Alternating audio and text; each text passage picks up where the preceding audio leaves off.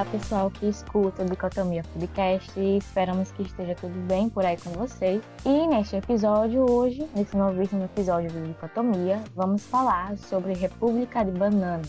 Banana? O objetivo desse episódio é que, no início desse ano, os Estados Unidos passaram por um momento um tanto quanto surpreendente: a invasão no Capitólio. Foi uma vergonha mundial.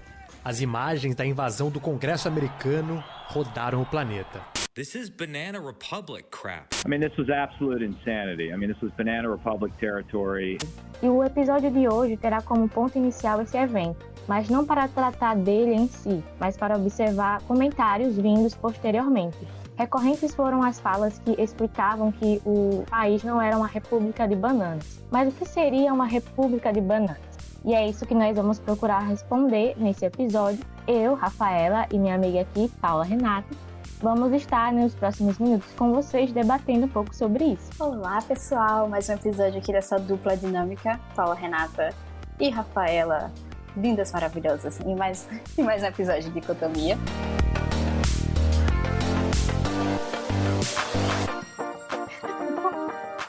Então, para você que não se ligou muito nessa parte, porque assim, o evento do Capitólio, o ataque ao Capitólio, foi um evento gigantesco, que tiveram vários embates, vários discursos, e talvez você tenha deixado passar essa informação um tanto quanto não tão visibilizada pela grande mídia. Até porque eram apenas comentários.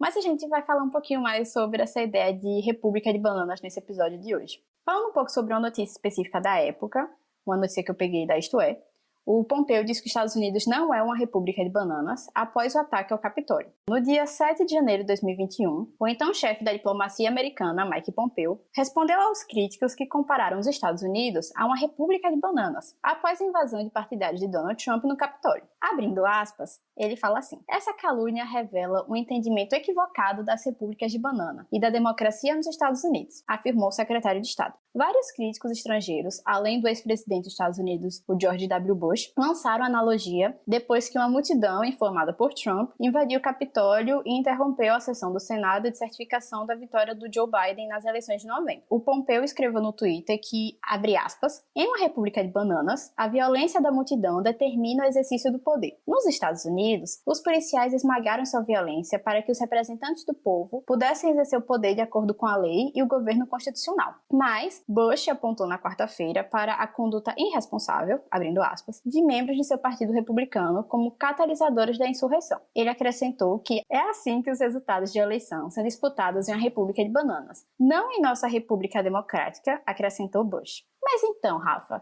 explica um pouquinho para quem está nos escutando o que seria essa ideia de república de bananas. Porque acho que a gente fala bastante, aparece muito nos noticiários, mas a gente não fala exatamente o que ela quer dizer, não?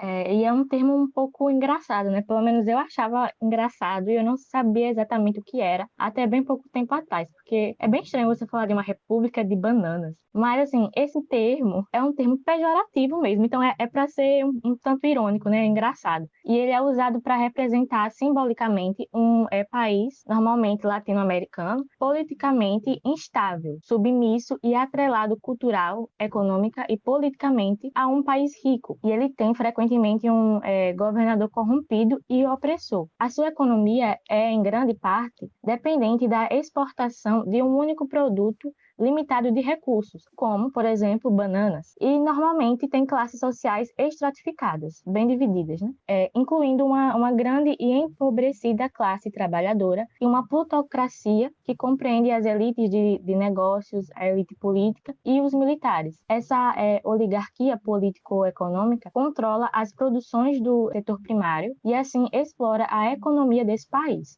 Isso, então assim, em resumo grande, o que seria uma república de bananas, seria um país que tem estabilidade política muito grande, governos autoritários, submissos a empresas transnacionais, ao imperialismo, tem uma população desigual, além de ser um grande exportador de produtos como banana, café, açúcar, essas coisas que a gente vê muito na América Latina. E assim, se você não sabe de onde veio esse conceito, ele surgiu no começo do século XX. Ele foi cunhado por O. Henry, um humorista e cronista estadunidense. Originalmente, o termo referia-se a Honduras, que era o país que ele estava, e foi apresentado no livro de contos curtos Cabbages and Kings, em 1904, que era ambientado na América Central. Mas aí você pode se perguntar, por que bananas? Bem, Rafa já contou a história das bananas, que os países são exportadores de bananas. Mas para a gente observar só mais um fato dentro dessa história toda, é que como o termo original foi pensado na América Central, você pode lembrar que a América Central produz e exporta muitas bananas, por exemplo.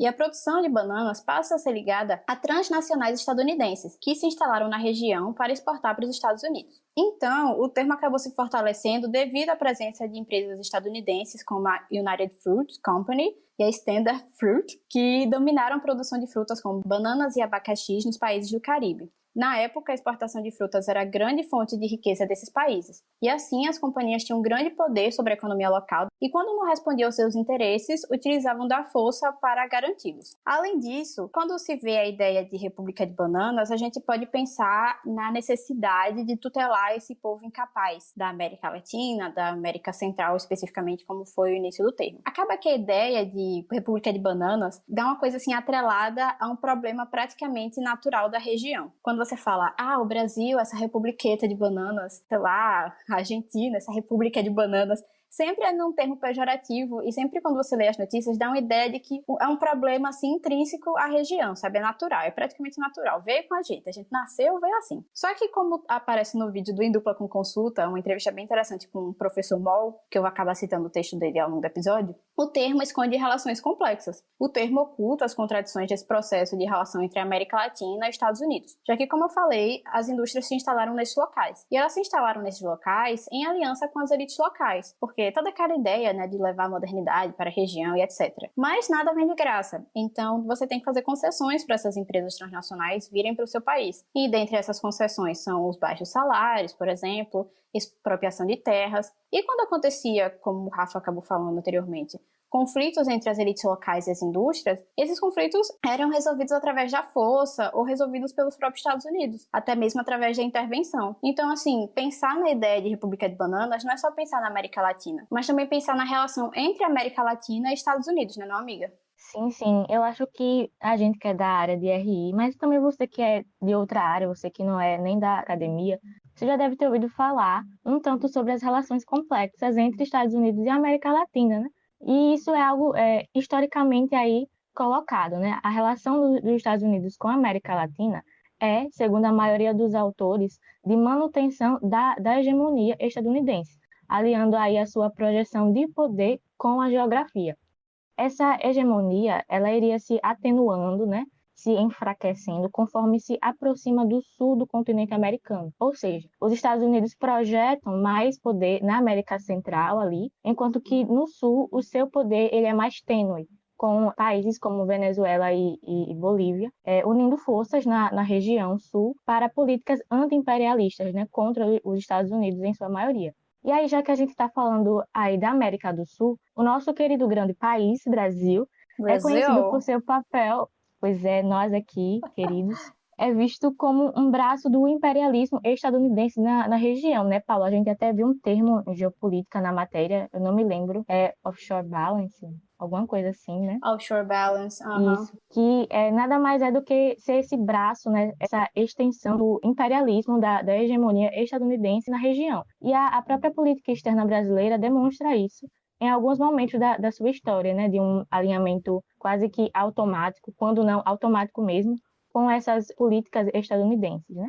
E aí, por isso, também há uma certa reserva em se aplicar o termo República de Bananas para o nosso país, né? Por causa dessa realidade. E aí, essa preocupação dos Estados Unidos constantemente com a região é basicamente com as reverberações que alguns conflitos internos dos países latinos possam ter na região como um todo.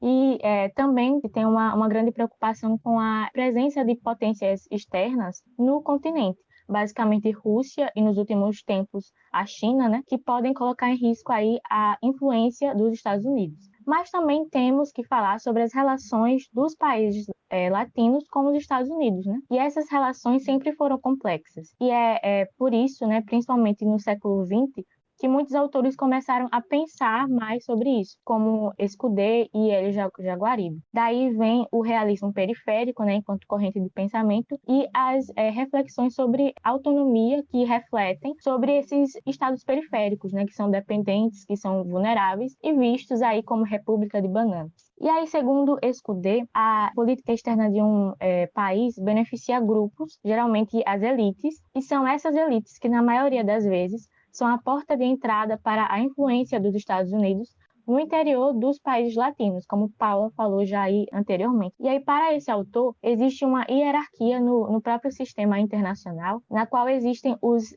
estados que mandam em termos de paz e segurança, que seriam as grandes potências, e os estados que obedecem, que são esses países débeis, vulneráveis, dependentes, que evitam esse confronto com os grandes, né, com os países mais fortes. E nessa última categoria de países débeis, a gente pode ver que os países que são chamados de República de Bananas. E aí, para esse autor, escolher fortalecer laços com esses países mais fortes e dominantes é uma forma de aquele país débil exercer autonomia enquanto liberdade de ação. Ou seja, se você escolher confrontar o país mais forte, isso pode lhe custar certa autonomia. Então, é melhor você fortalecer laços com esses países fortes de diferentes maneiras. Então, é um mal necessário, né? Mais ou menos. E isso pode se relacionar com elementos que intensificam essa dependência e essa vulnerabilidade característicos de uma república de bananas, fazendo com que ela realmente viva esse mal necessário, né? Muitas vezes se rendendo a essas políticas dos grandes países, trazendo empresas desses países mais fortes para dentro do seu território, e aí se render muitas vezes a essas políticas externas, né? De outros países mais fortes, que acabam influenciando e tornando esses países dependentes, né? Isso, amiga. E é interessante a gente pensar na importância de se observar essa relação quando a gente pensa no uso de termos tão simples, tão bobos que aparecem assim no cotidiano, como República de Bananas, e pensar na importância da narrativa. A gente já falou várias vezes aqui no podcast sobre a questão da narrativa, a questão do eu e do outro. Nossa, a gente fala bastante sobre isso, mas é porque tem muito sobre o que falar. Eu percebi isso quando estava pensando nesse episódio. Soft power, alteridade são nossas marcas. A gente tem uma marca já. E, tipo, quando a gente pensa nessa ideia de República de Bananas, a gente pode ver dois opostos, né? Aquela ideia do eu e do outro. A América Latina como lugar da bagunça e os Estados Unidos como lar da democracia. Eles adoram falar essa coisa da democracia, o berço da democracia, o excepcionalismo americano, que a gente vai comentar um pouquinho mais adiante. Mas falando um pouco mais sobre a tese de doutorado do professor Mol Neto, que é Imaginando o Outro e a Nação nas Relações Internacionais, ele apresenta a hipótese que norteia a sua pesquisa de que as narrativas discursivas produzidas por intelectuais nos periódicos estadunidenses Commentary Magazine, de viés conservador, e no The New Republic, de tendência neoliberal, durante um período conhecido como a Crise da América Central, conformaram formas negativas de se imaginar a América Central e o centro-americano, e, em paralelo, conformou formas positivas de imaginar os Estados Unidos e os estadunidenses, que justificavam políticas intervencionistas na região. Portanto, funcionavam como elemento de construção de hegemonia sobre diferentes estratégias intervencionistas. Ele acaba explicando na sua dissertação que as narrativas discursivas de intelectuais com tendências neoconservadoras e neoliberais, nesse período que eu falei da crise da América Central, preconizaram uma intervenção supostamente legítima e coerente, com base na caracterização negativa do outro, né, o outro centro-americano e revolucionário, e as imagens positivas da nação estadunidense. Sendo assim, as revistas funcionaram como caixas de ressonância do conjunto de ideias de atores com inclinações neoconservadoras e neoliberais, ainda que não exclusivamente para a construção do consenso sobre medidas de intervenção na América Central. O autor parte do princípio de que o Estado, e consequentemente suas ações, não pode ser compreendido como um ator único, que age acima da sociedade. Muito interessante a gente perceber isso quando a gente lembra de teorias das relações internacionais. Eu falei teoria super estranha. Sobre teorias das relações internacionais e como a gente pode observar a atuação do Estado de diferentes maneiras através de diferentes teorias. Então, eu acho importante frisar essa parte. Ele destaca que, ao contrário, o Estado é resultado das correlações de força que estabelecem na sociedade civil e na sociedade política, com o intuito de construir a hegemonia, e que os intelectuais da mídia impressa e as organizações em que estão inseridos cumprem um importante papel orgânico ao produzir e divulgar narrativas discursivas que reverberam percepções de mundo e formas de imaginar a nação, principalmente quando tratam os fatos que ocorrem no cenário internacional. E diante do exterior, as narrativas discursivas frequentemente operam a partir e através do paradigma da soberania, que funciona através da dicotomia, né? Soberania-anarquia, e reforça dicotomias como bem e mal, nativo e estrangeiro, eu e o outro, racional e irracional, razão e emoção, essas coisas, vilão e herói, onde o primeiro elemento é o positivo e o ideal, e o segundo elemento é o negativo e ameaçador. Entre positivo e negativo, o enquadramento dentro desses elementos possibilita a normalização, a diferenciação e a hierarquização, como aponta Campbell. Eu nunca sei falar o nome dele, mas é Campbell, eu sempre confundo, eu sei escrever, mas falar é difícil. A capacidade da mídia jornalística de difundir visões de mundo e projetos políticos para um público amplo também é patente nas áreas como política externa. A mídia jornalística pode amplificar os debates e, mesmo quando não há consenso, pode abrir ou fechar possibilidades de mudança na política externa, ao enquadrar as questões, definir a agenda, influenciar a opinião pública em nível nacional e internacional. E é importante lembrar, como a gente fez no início dessa parte, que Rafa acaba destacando mais, a importância de pensar os Estados Unidos junto com a América Latina, já que desde a própria existência como Estado independente, os Estados Unidos destinaram a sua atenção para a América como um todo. E ao analisar as narrativas discursivas sobre a América Central, percebe-se que tanto os articulistas da revista neoconservadora quanto os neoliberais têm ideias bem próximas sobre o latino-americano. Eles caracterizavam os centro-americanos,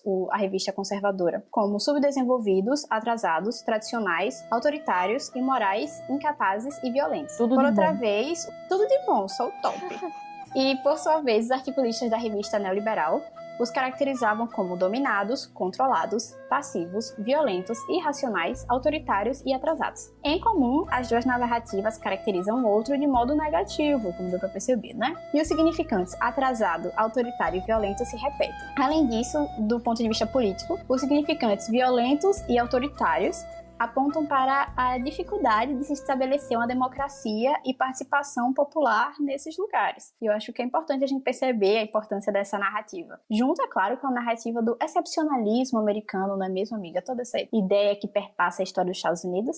Sim, a gente percebe que as narrativas sempre importam, né? E tem um grande papel determinante mesmo, né? E as minhas falas nesse episódio são, na maioria, baseadas em uma dissertação de Fernanda Petenar Magnota, que fala sobre esse excepcionalismo americano como um guia de formulação das grandes estratégias dos Estados Unidos, né, na sua política externa, né, como superpotência. E aí eu acho muito interessante que no início de um dos seus capítulos ela começa com uma frase que diz que a América é mais do que um país, é também uma ideologia. Então, essa autora, ela utiliza algumas palavras de um outro autor, chamado Lipset, que diz que, nascido de uma revolução, os Estados Unidos são um país organizado ao redor de uma ideologia que inclui uma série de dogmas sobre a natureza de uma boa sociedade. O americanismo, como diversos autores já pontuaram, é um ismo ou uma ideologia tanto quanto o comunismo ou o próprio fascismo, né?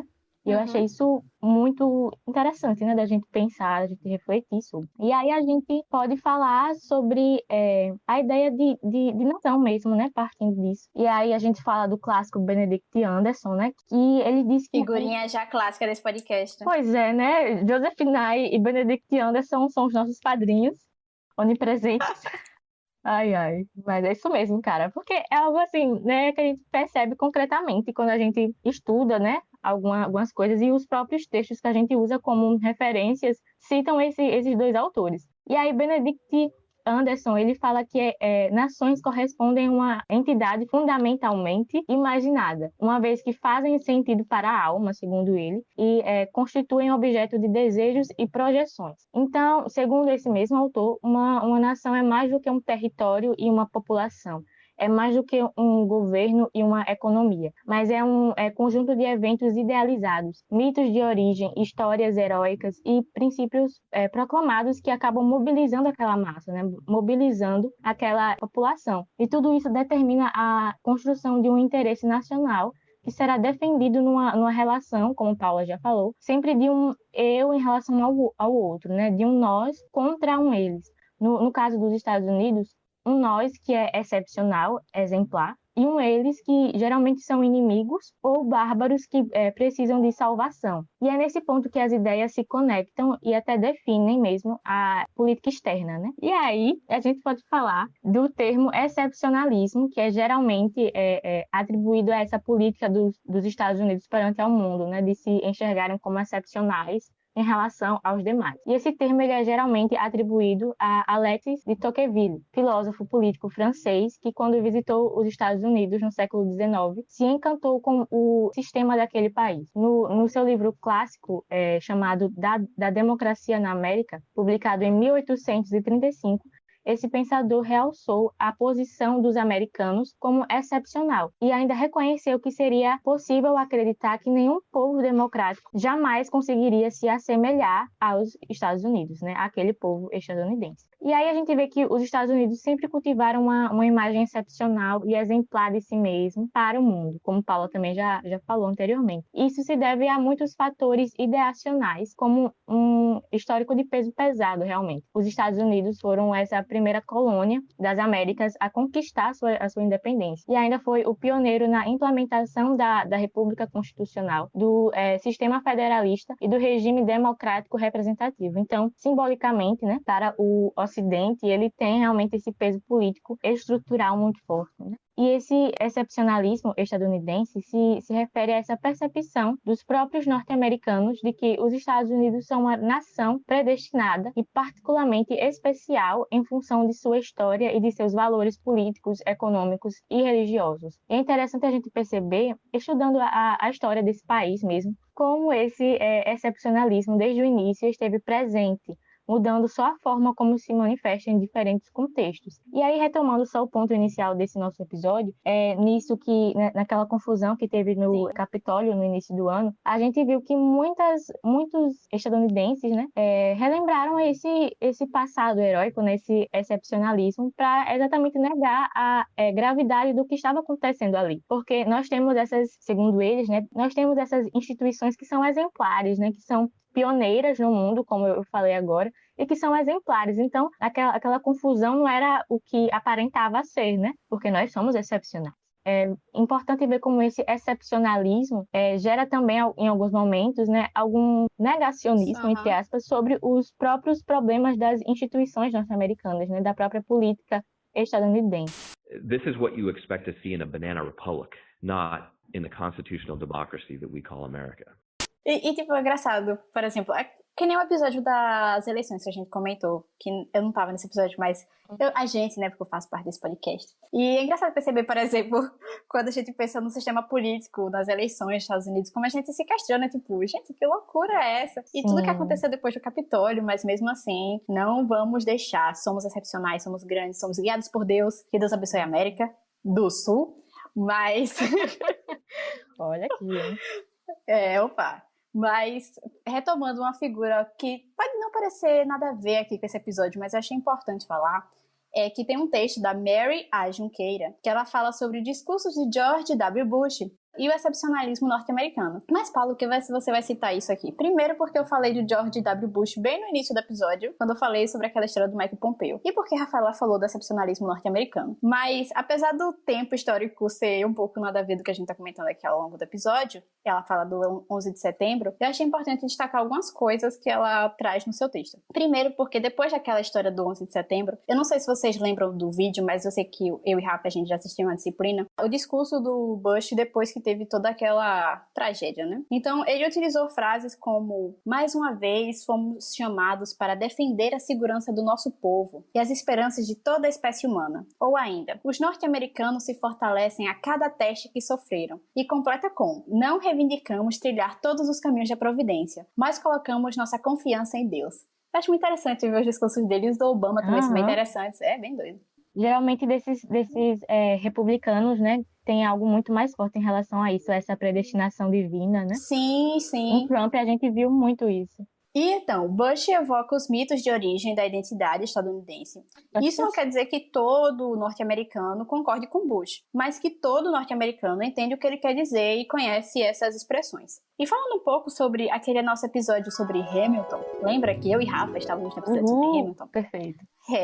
Então, logo após a independência de 1776, os estadunidenses construíram um poderoso mito para a nação, a certeza de que eles eram um povo excepcional e que haviam criado uma sociedade como nenhuma outra na face da Terra. A ideia do povo eleito, dos herdeiros do Ocidente. Ou seja, segundo a autora, a Mary, na perspectiva dos políticos e jornais da época, os norte-americanos estavam recuperando os verdadeiros valores do Ocidente, valores que a Inglaterra decadente tinha abandonado. Ela afirma então que os estadunidenses viam a independência não só como uma ruptura com a Inglaterra, mas como uma ruptura com a história. A partir daquele momento, era como se a história começasse do zero. Era um princípio de recriação, agora em bases exclusivamente norte-americanas. O resultado dessa versão da história estadunidense é evidente.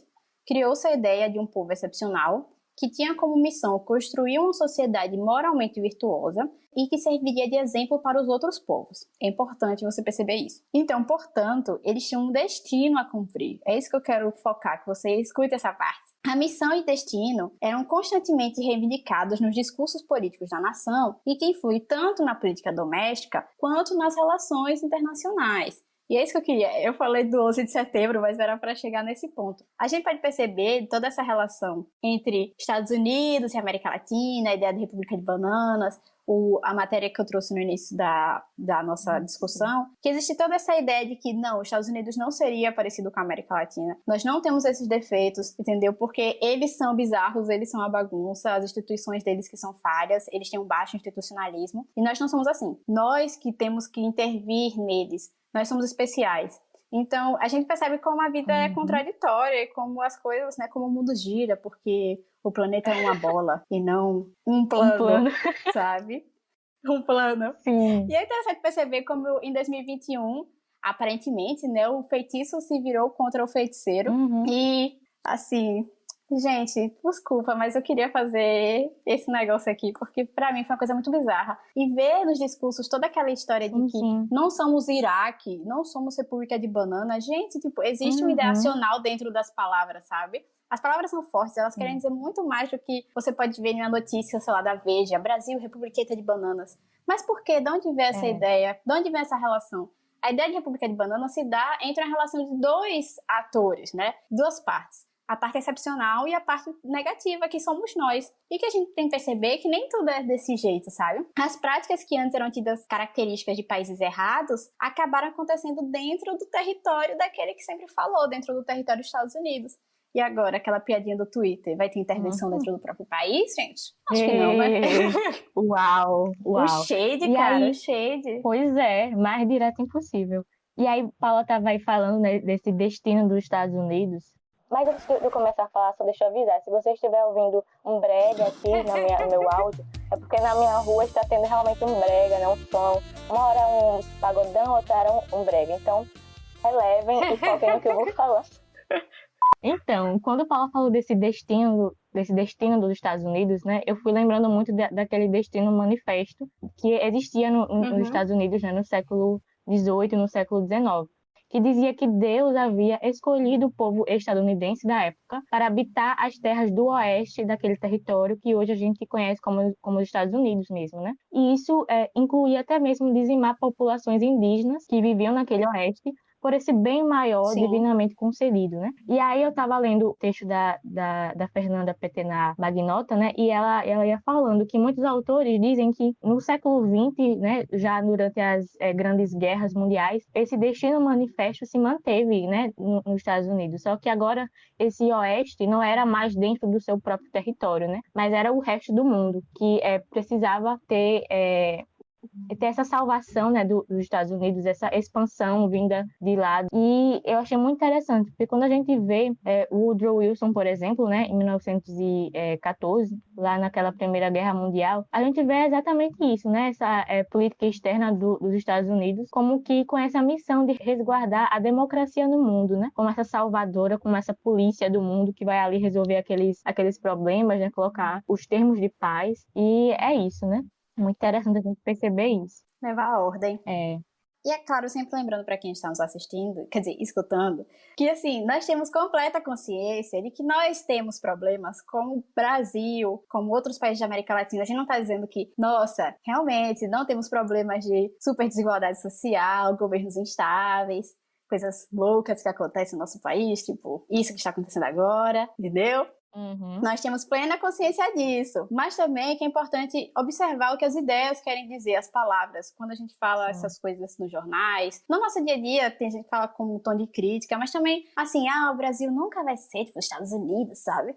Então, assim, eu sei que a gente tem que criticar as coisas, certas coisas, muitas coisas estão erradas, estamos vivendo em um momento bizarro, mas também a gente tem que saber de onde as coisas vêm, certas ideias, certos nomes, e acho importante falar isso nesse episódio. Exato.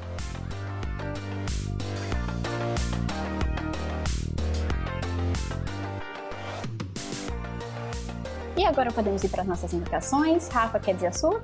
Sim, como eu tinha dito, né, a minha base para esse episódio foi uma dissertação da Fernanda Petenar Magnota, que tem como título Por que as ideias importam? A crença no excepcionalismo americano como guia de formulação das grandes estratégias dos Estados Unidos no alvorecer da superpotência.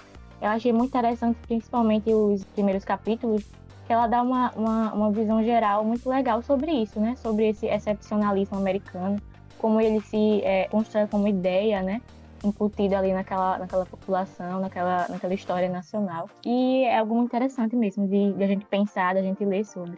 E você, Renata? Ai, amiga, a minha indicação de hoje é a tese de doutorado do Mol Neto, Roberto Mol Neto, chamada Imaginando o Outro e a Nação nas Relações Internacionais, Commentary Magazine, The New Republic e o Intervencionismo dos Estados Unidos na Nicarágua e em El Salvador, 1977 a 1992. É muito interessante, eu descobri essa tese de doutorado por conta da entrevista do Mol Neto no Dupla com Consulta, que é feito também pela Fernanda Magnota, então já tá uma coisa aqui em conjunto. Aqui, merchan. De outro pessoal, de graça. E é isso, a gente se vê no próximo episódio. Como banana é fonte de potássio, faz bem pro corpo. E a gente se vê na próxima, né, amiga? Exatamente, é sempre importante falar sobre essas bananas, né? Não aquele banana do BBB, mas bananas como coisa que faz bem para nossa saúde, mas também essa banana ideológica, né? Porque nós, América do Sul, não somos bananas, mas somos, enfim, lugares que merecem ser bem vistos, não como República de Bananas. Bem vistos, né? Estudados, refletidos criticamente. E é isso mesmo, galera. Deus salve a América do Sul. E é isso, lembre de nos seguir nas nossas redes sociais, @dicotomia_cast, tanto no Twitter quanto no Instagram. E até a próxima. Beijão. Valeu, galera. Tchau, tchau.